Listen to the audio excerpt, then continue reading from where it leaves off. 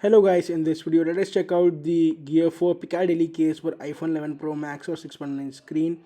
So you can see this is a hard bumper case with 13-fit drop protection. It's a slim design, supports wireless charging, and you can see this is how the case looks like. So you can disassemble that. It's quite hard and pretty well made. So it's from gear4.com.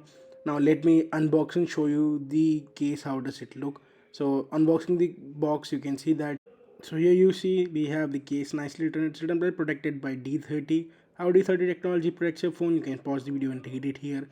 So it is really a good bumper case, quite rugged. Opening up here we have the clear case protected well on the box. So just take it out. You have the Gear 4 logo.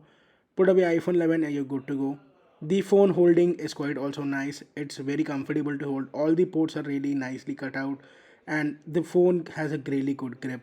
If you're looking for a good protective case for iPhone 11 Pro Max, definitely check out this case. You'll be really happy with the case and its performance. So thank you guys. That was a quick video on the iPhone 11 Pro Max bumper case.